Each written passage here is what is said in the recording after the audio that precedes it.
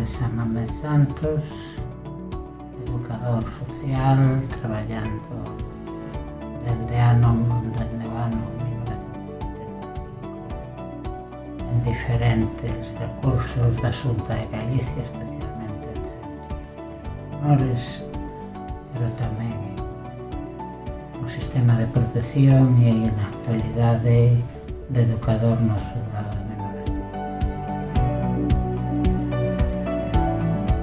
Do meu punto de vista, a educación social é unha profesión que ten que apostar pola xusticia social, especialmente neste momento.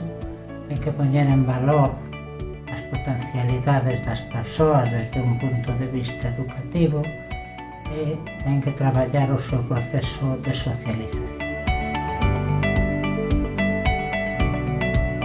Alá polos anos 80, un grupo de compañeiras e compañeiros vimos que as profesións do social e do educativo non enchean a necesidade de unha profesión distinta, diferente, que puxera as persoas e os colectivos no primeiro lugar do noso que facer.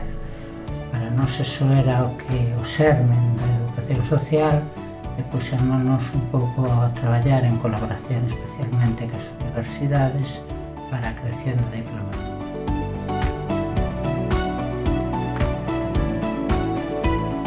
Desgraza, os educadores e as educadoras sociais somos máis necesarios que nunca neste momento.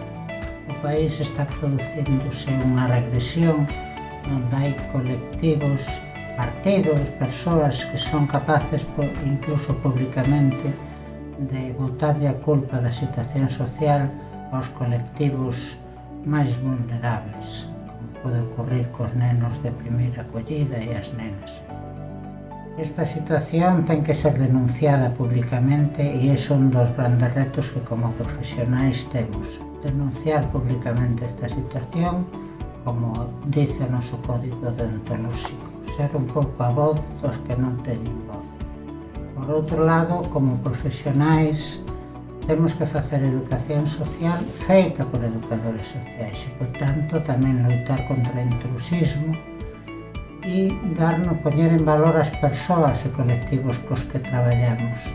Son o primeiro de todo o noso que facer e non son nin cidadáns de segunda, nin nós somos profesionais de segunda, senón moi ao contrario.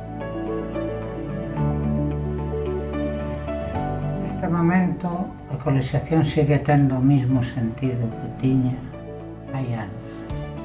Temos que unirnos, temos que facer organizacións fortes que nos representen e que traballen por poñer a nosa profesión en valor. Non por nós, polas educadoras e educadores sociais, nin polo noso traballo, nin os dereitos corporativos, senón polas persoas e colectivos cos que traballamos, porque se poñemos en valor a nosa profesión, se nos damos conta de que necesitamos facer unhas intervencións de calidad, o que realmente estamos facendo é poñer en valor esas persoas.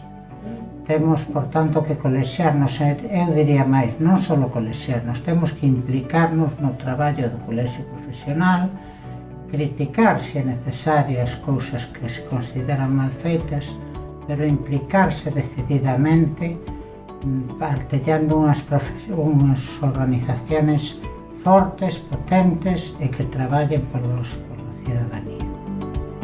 A educación social en Galiza, 20 anos en valor.